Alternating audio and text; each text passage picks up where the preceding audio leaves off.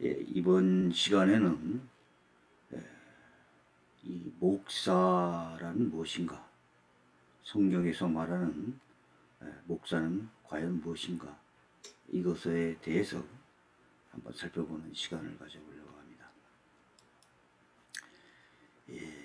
많은 목사님들이 어려움 속에서 예수 그리스도의 복음을 전하고 있고, 또 성도들을 양육하기 위하여 많은 수고를 아끼지 않고 있습니다. 그러나 목사라는 직분에 대해서 우리가 잘못 알고 있는 주장이 있으며, 또 모든 목사가 다 하나님 나라에 온전한 복음을 전하는 것은 아니라는 사실도 알아야만 합니다. 왜 그러냐면 목사의 자격이 없는 사람들도 있고 거짓 목사와 거짓 선생도 있기 때문입니다. 이 시간은 성경이 말하는 목사에 대해서 한번 공부해 보려고 합니다. 어떤 사람들은 목사라는 직분이 성경에 없다라고 말하는 사람도 있고, 또 목사 제도를 부정하는 그러한 교회도 있습니다. 또 목사는 성도와 다르다, 또 기름 부음을 받은 특별한 주의 종이다, 이렇게 주장하는 사람도 있고, 또 목사는 제사장이다, 또 하나님의 대리인이다, 또 어떤 사람은 영적인 아버지다, 성도들의 영적인 아버지다 라고 주장하는 사람들도 있습니다. 그래서 이러한 여러 가지 이런 주장에 대해서 성경이 말하는 것을 한번 살펴보려고 합니다.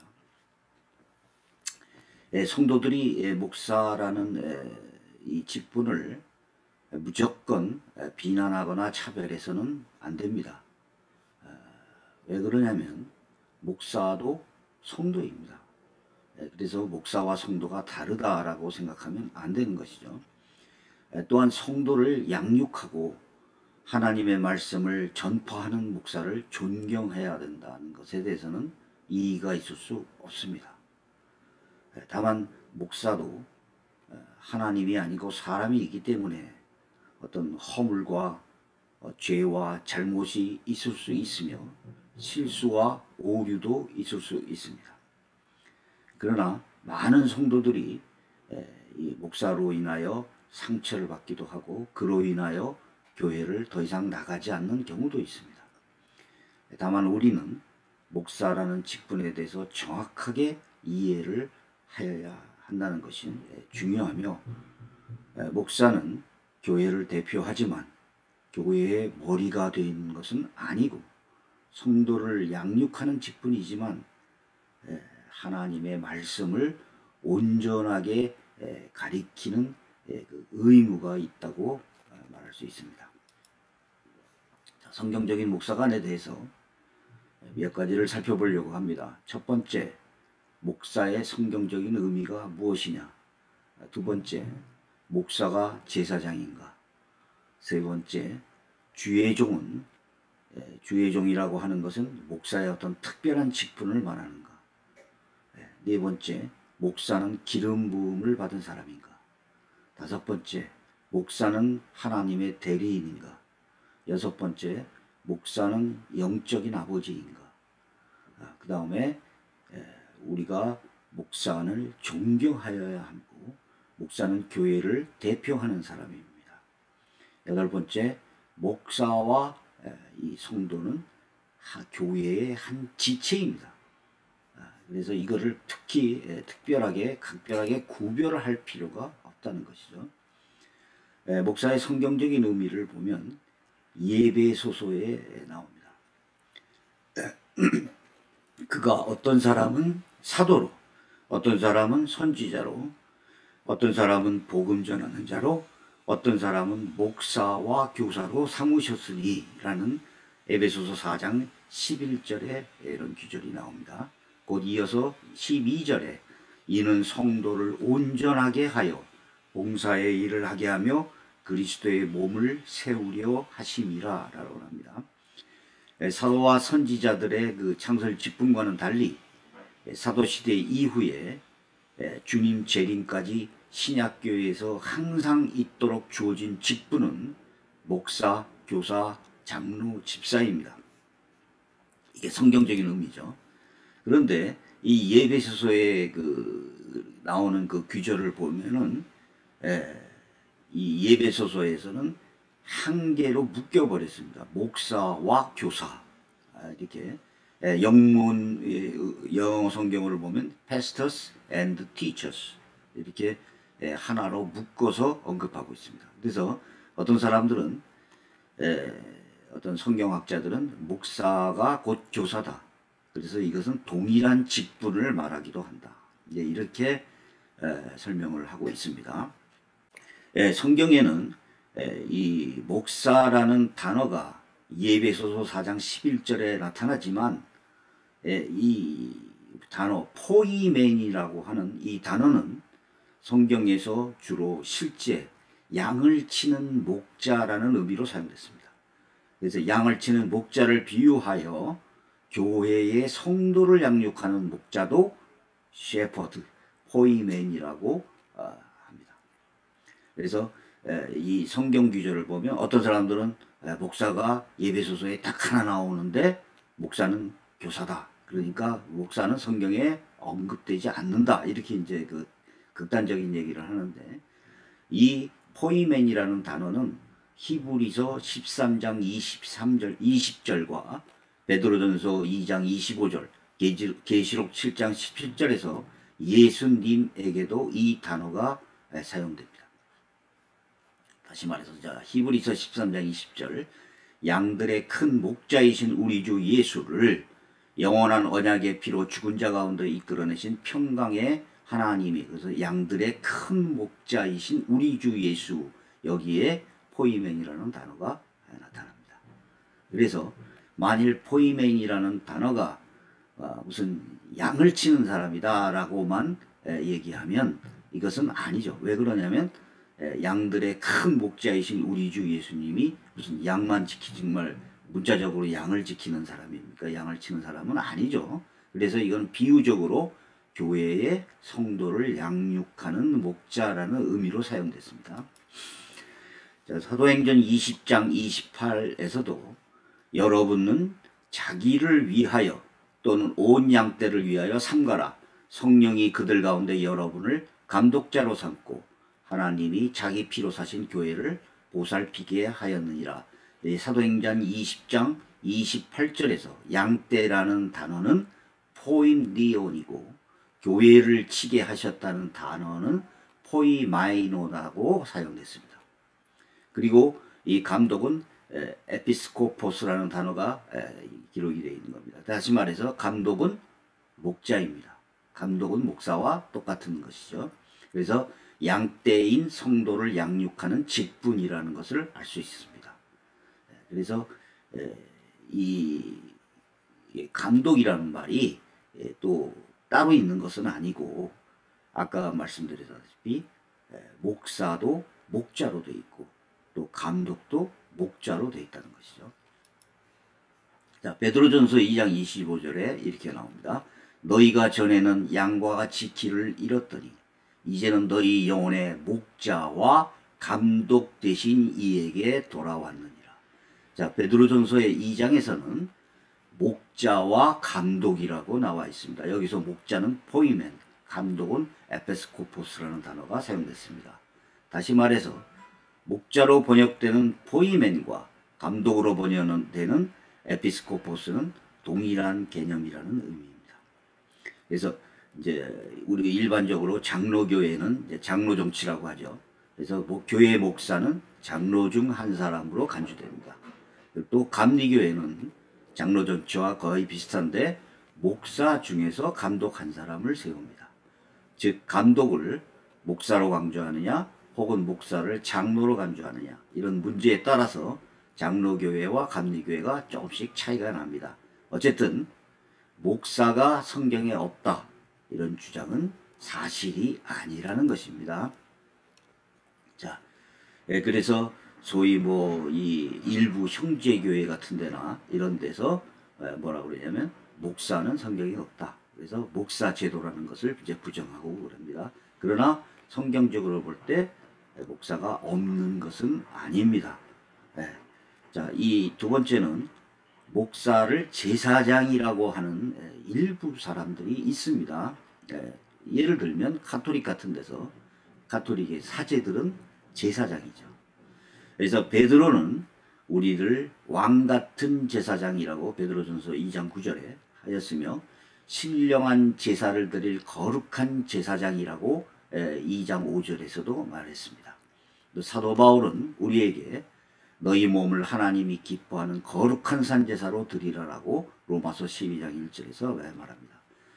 다시 말해서 신약에서는 이 제사장이 우리 성도가 됩니다. 그래서 베드로전서에도 이렇게 말하죠. 그러나 너희는 택하신 족속이요 왕같은 제사장들이요 거룩한 나라요 그의 소유가 된 백성이니 이렇게 얘기를 합니다.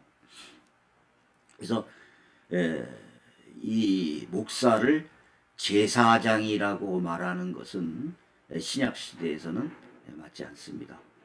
우선 제사가 없어졌고요. 이 요한계시록에서도 그 아버지 하나님을 위하여 우리를 나라와 제사장으로 삼으신 그에게 나오죠. 계시록 5장 10절에서도 저희로 우리 하나님 앞에서 나라와 제사장을 삼으셨으니 이렇게 나옵니다. 또 계시록 20장 6절에서도 그들이 하나님과 그리스도의 제사장이 되어 이렇게 얘기를 하죠.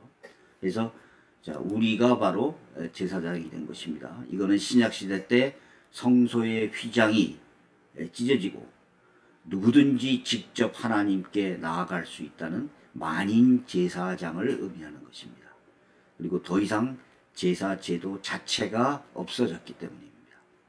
그래서 마태복음 27장 51절 예수님이 돌아가실 때 이에 성소 휘장이 위로부터 아래까지 찢어져 둘이 되고 땅이 진동하고 바위가 터지고 이렇게 규절이 나오죠. 마가복음 15장 38절에서도 성소 휘장이 찢어진 것이 나오고요. 누가복음 23장 45절에서도 나옵니다. 자, 이것을 히브리서 기자는 뭐라고 하냐면 그러므로 형제들아 우리가 예수의 피를 힘입어 성소에 들어갈 담력을 얻었나니 그 길은 우리를 위하여 휘장 가운데로 열어놓으신 새롭고 산 길이요 휘장은 곧 저의 육체니라 이렇게 얘기합니다. 다시 말해서 바로 휘장이 바로 예수 그리스도를 상징하며 이 예수 그리스도가 돌아가심을 때 휘장이 반으로 찢어졌습니다. 그것은 결국 우리가 지성소 성소로 들어갈 수 있다는 얘기입니다. 그래서 이 휘장이 찢어졌다는 의미는 우리가 하나님께 제사장을 거치지 않고 직접 나아갈 수 있는 것을 말합니다. 그래서 예수님의 십자가 사건 이후에 우리에게 더 이상 제사장이 필요가 없습니다. 그 이유는 예수 그리스도께서 우리의 대제사장이 되시고 예수님께서 죄를 위하여 완전한 제사를 단번에 드림으로써 지성소를 구분하는 성소의 휘장이 찢어졌기 때문입니다. 그래서 그 휘장이 바로 예수 그리스도의 육체를 말하는 것입니다. 그래서 목사 직분은 제사장이 아닙니다. 가톨릭에서 성직자들을 사제라고 부르는데 그들이 드리는 미사는 예배가 아닌 제사적인 개념입니다. 이 성찬식에 대해서 여러 가지 견해들이 있지만은 가톨릭은 그 떡이 예수님의 살로 실제로 변화하고 포도주는 예수님의 피로 직접 변화한다고 봅니다. 이것을 화채설이라고 말합니다. 그래서 종교개혁자들의 큰 이슈가 되었던 것이죠. 자, 왜 그러냐면 가톨릭의 미사는 매 주마다 예수님의 피와 살로 희생제사를 재현하는 것이 되기 때문입니다. 그리고 그들의 신부들은 제사장이 되는 것입니다. 그래서 가톨릭은 평신도와 제사 직분으로서 사제를 구별하려고 하지만 우리 개신교에서는 평신도 레이맨이란 목회자와 일반 성도의 기능과 역할을 구별하는 의미로만 사용됩니다. 그래서 이런 형제교회 같은 데서 목사 제도를 부정하고 우리가 말하는 이런 만인제사장이라는 것은 목사가 필요 없다는 그런 의미는 아닙니다. 그래서 성도를 양육하고 교회를 대표한다는 의미에서 목사 제도는 필요한 것입니다. 자, 세 번째, 주의 종이 특별한 직분인가? 어떤 사람들은 주의 종을 대적하면 저주를 받는다. 주의 종을 대접하면 축복을 받는다. 이렇게 얘기합니다. 또 주의 종을 차별된 직분과 하나님과 성도 사이의 어떤 특별한 위치라고 얘기합니다. 이런 것은 성경적인 내용이 아닙니다. 주의 종이라는 용어는 특별한 직분을 말하는 것이 아니고 자기를 낮추는 겸손의 용어입니다. 그래서 하나님과 예수님의 뜻을 따르고 복종하는 종과 같은 사람이다. 그래서 주의 종이라고 얘기하는 것입니다. 이것을 어떤 주의 종이라는 게 특별한 직분인 것처럼 생각하는 그것은 잘못된 것입니다.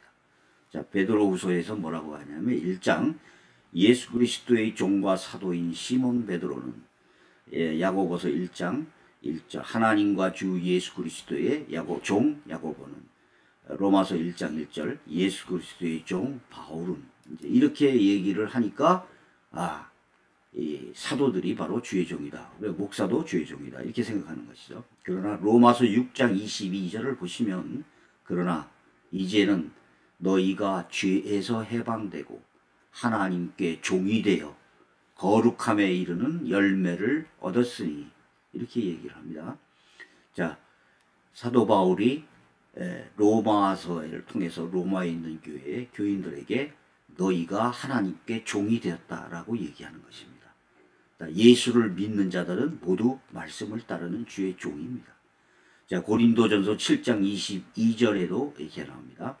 주 안에서 부르심을 받은 자는 종이라도 주께 속한 자유자요. 또 이와 같이 자유자로 있을 때는 부르심을 받은 자는 그리스도의 종이니라. 자, 부르심을 받은 우리 성도들은 모두 그리스도의 종입니다. 에베소서 6장 6절에서도 나옵니다. 눈가림만 하여 사람을 기쁘게 하는 자처럼 하지 말고 그리스도의 종들처럼 마음으로 하나님의 뜻을 행하고 이렇게 나오는 거죠. 자, 심지어 사도 요한이 천사에게 경배를 하려고 합니다. 그러니까 천사가 뭐라고 그러냐면 나도 너희와 같이 하나님의 종이다. 이렇게 하고 사도 요한을 만류하는 장면이 계시록 19장 10절에 나옵니다. 그래서 이 천사가 이 요한이 내가 그 발 앞에 엎드려 경배하려고 하니 그가 나더러 말하기를 나는 너와 및 예수의 증거를 받은 네 형제들과 같이 된 종이니 이렇게 얘기를 합니다. 그래서 또 계시록 22장 9절에서도 저가 내게 말하기를 나는 너와 네 형제 선지자들과 또 이 책의 말을 지키는 자들과 함께 된 종이니 이렇게 얘기를 합니다. 자, 갈라디아서에서도 나오죠. 성경은 성도들이 바로 종의 직분을 벗어나서 자녀가 된다고 말하고 있습니다. 그래서 내가 이 갈라디아서 4장 1절에서 7절에 나오죠. 그래서 우리는 이후로는 아바 아버지라고 부르기 때문에 이후로는 종이 아니다. 아들이면 아들이다. 그래서 하나님으로 말미암아 유업을 이룰 자다. 이렇게 얘기를 합니다. 그래서 이 종이라는 직분은 상당히 자기를 낮추는 직분입니다. 그래서 이걸 잘못 생각하는 사람들이 많고요. 네 번째, 목사는 기름 부음을 받은 자다. 이것도 잘못된 얘기입니다. 제가 이거 지금 목사라는 제도를 비판하고 부정하는 것은 아닙니다. 그리고 또한 일부 목사들이 말하는 것을 이제 얘기하는 것입니다. 간혹 일부 목사들이 구약을 인용하면서 목사는 기름 부음을 받은 직분이라고 주장합니다. 자, 구약에서 기름 부음을 받은 자는 왕, 제사장, 선지자였으며 이것은 하나님이 세우신 직분이었습니다. 다시 말해서 목사가 기름 부음을 받았다. 이렇게 말하는 것은 목사를 왕이고 제사장이고 선지자라고 주장하는 것입니다. 오히려 신약 성경에서는 성령이 내주하는 것을 기름 부음을 받은 것이라고 말합니다. 자, 요한일서 2장 20절 너희는 거룩한 자에게서 기름 부음을 받고 모든 것을 아느니라. 자, 우리는 모두 기름 부음을 자느니라. 요한일서 2장 27절에도 너희는 주께 받은 바 기름 부음이 너희 안에 거하나니. 고린도후서 1장 21절 우리는 너희와 함께 그리스도 안에서 견고하게 하시고 우리에게 기름을 부으시는 이는 하나님이시니 저가 또한 우리에게 인치시고 보증으로 성령을 우리 마음에 주셨느니라 라고 얘기합니다. 물론 성경은 부분적이고 불완전하고 궁극적인 어떤 표현을 말하겠지만 성도들도 왕과 제사장과 선지자의 직분이라고 말합니다. 자, 그래서 성경을 보면 이렇게 왕과 어떤 제사장, 어떤 거룩한 제사장, 우리를 나라와 제사장으로 삼았다. 이런 성경 구절들이 나오죠. 또 함께 일으키사 그리스도 예수 안에 하늘에서 앉도록 앉히시니 그 다음에 적은 일에 충성한 자에게 많은 것을 맡기신다. 이런 구절도 나오고 우리가 제사장이 되어서 1000년 동안 그리스도와 더불어 왕노릇한다는 구절도 나오죠. 또 우리가 심판하는 권세를 받았고 이스라엘 12지파를 심판할 것이고 또 우리가 이기는 자가 되고 만국을 다스리는 권세를 우리 이기는 자에게 주겠다라고 하는 그런 구절까지 또 나옵니다. 그래서 목사는 사실 기름 부음을 받은 사람이라고 말하면 안 된다는 겁니다. 자, 목사는 하나님의 대리인이냐 이렇게 말하는 사람은 거의 없습니다. 그러나 어떤 사람들은 또 이렇게 말합니다. 그래서 목사는 하나님의 대리인이 아니라는 겁니다. 자, 디모데전서에서 이 감독의 직분을 이렇게 얘기하죠. 감독은 책망할 것이 없으며 하나님의 남편이 되며 절제하고 근신하고 아담하며 나그네를 대접하고 가르치기를 잘하며 술을 즐기지 아니하며 구타하지 아니하며 쭉 나옵니다. 관용하고 다투지 아니하며 돈을 사랑하지 아니하며 자기 집을 잘 다스려 자녀들을 모든 단정함으로 복종케 하는 자라고 하며 사람이 자기 집을 다스릴 줄 알지 못하면 어찌 하나님의 교회를 돌아보리요. 자, 목사는 하나님의 대리인이 아닙니다. 그래서 그리고 이 성도라는 단어 자체가 하기오스라고 하는데 이것은 거룩한 자라는 뜻입니다. 그리고 히브리어에서 하시딤이라고 하는데 신실하고 헌신하는 자들 혹은 또 케도심이라고 하는데 이거는 아까 하기오스하고 동일한 말입니다. 거룩하게 구별된 자입니다.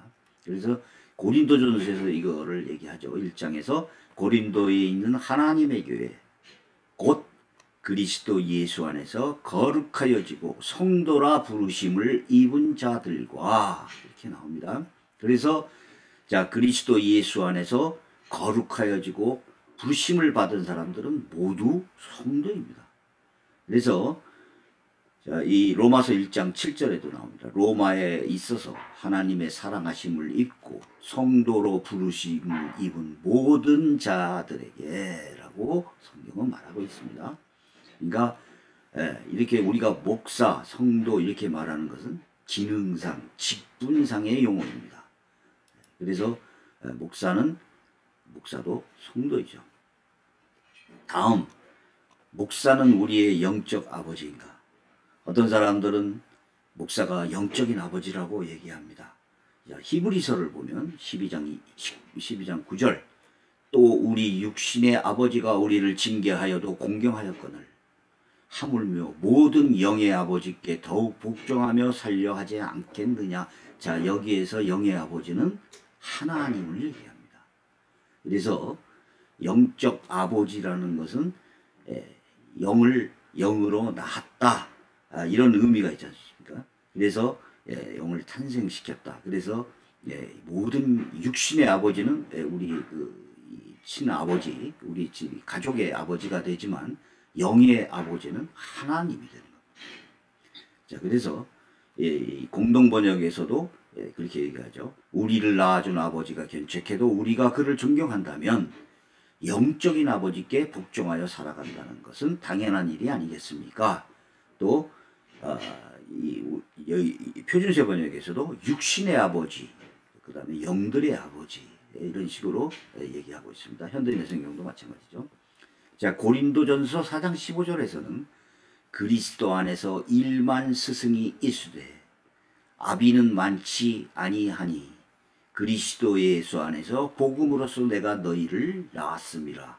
고린도전서에서 사도 바울이 고린도 교회 사람들에게 그리스도 교회 안에서 복음으로 내가 너희를 낳았다라고 얘기하는 겁니다. 이것은 영의 아버지라는 뜻이 아니고 그런 표현도 없습니다. 전혀 없죠. 바울이 아버지, 아비라고 표현한 의미는 사도 바울이 직접 전도를 해서 고린도 교회를 세웠다는 의미입니다. 그래서 교인들에게 복음을 전하고 가르쳐서 그리스도인으로 만들었다는 의미로서 복음으로서 너희를 낳았다고 표현한 것이죠. 자, 이것을 이제 사람들이 전부 스승은 많지만 아비는 많지 않다 이렇게 말하는 것은 스승은 많을 수 있지만 복음으로 낳은 사람은 나다라고 말하는 어떤 부성애적인 표현으로 고린도 교회의 특별한 관계를 상징하고 표현한 것입니다. 고린도서서 3장 6절에서도 이렇게 나오죠. 나는 심었고 아볼로는 물을 주었으되 오직 하나님은 자라나게 하셨나니. 자, 이 사도 바울이 심었고 아볼로가 물을 주고 양육을 시켰지만 하나님이 이들을 자라나게 하셨다 이렇게 얘기하는 겁니다. 그리고 이제 어떤 사람은 이 디도서가 목회 서신인데 디도에서도 뭐라고 하냐면 디도서에서 같은 믿음을 따라 나의 참아들 된 디도에게 편지하노니 그래서 봐라 이렇게 나오지 않느냐라고 하는데 디도가 영적인 아버지라는 내용이 아닙니다. 자, 이 바울은 디도를 참아들이라고 표현했는데 이것은 부자 관계와 같은 어떤 친밀함, 그리고 어떤 성경학자는 이 디도의 양아버지 역할을 했다라고 표현합니다. 그래서 디모데전서 1장 2절에도 나오죠. 믿음 안에서 참아들 된 디모데에게 편지하노니.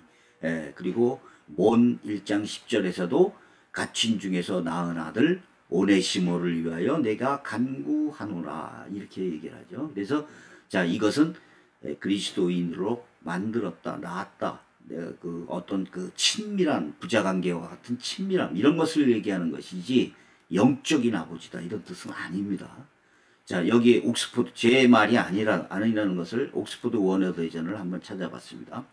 한편 바울은 디도를 향해 참아들이라고 말하고 있는데 바울은 디도뿐 아니라 디모데와 오네시모에게도 아들이라는 표현을 사용했다.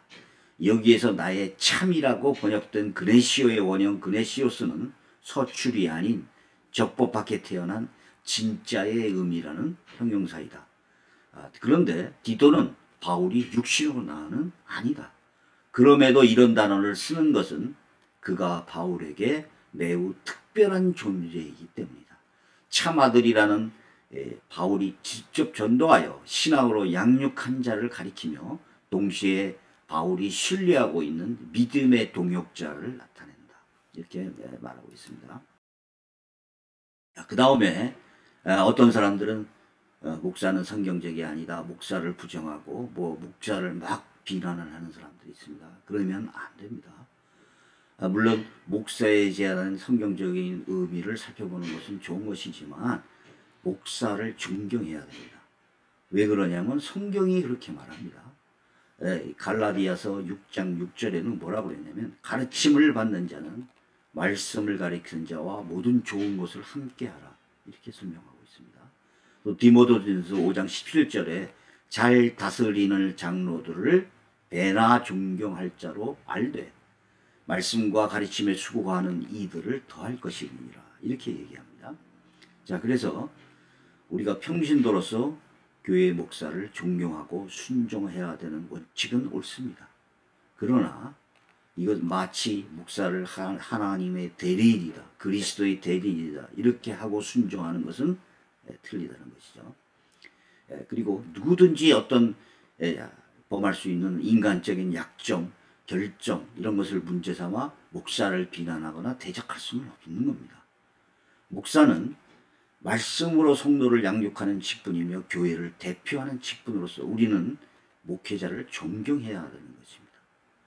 이런 뭐 비난을 뭐 저 사람은 많이 들었죠. 뭘 좋아한다. 뭐 먹는 거를 좋아한다. 뭐 돈을 좋아한다. 자, 돈 싫어하는 사람들이 어디 있습니까? 자, 그리고 뭐 지나치게 돈을 탐하고 뭐 부정하는 거고 뭐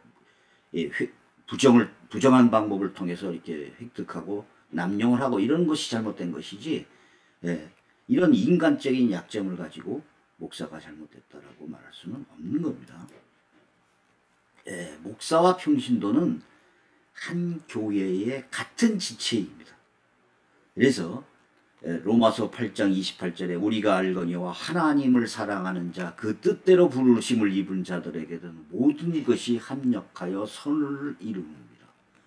그래서 성도는 하나님의 부르심을 받은 거룩하게 구별된 무리를 말하고 목사도 성도입니다. 오늘날 가장 문제점은 목사와 평신도가 서로 다른 시각을 갖고 대적하고 대립한다는 그런 것입니다. 이것으로 교회가 분열되는 것이 상당히 많은데 가슴 아픈 일입니다. 무엇보다도 하나님께서는 교회가 분열하는 것을 원하지 않음은 분명합니다. 또 최근에는 교회뿐만이 아니죠.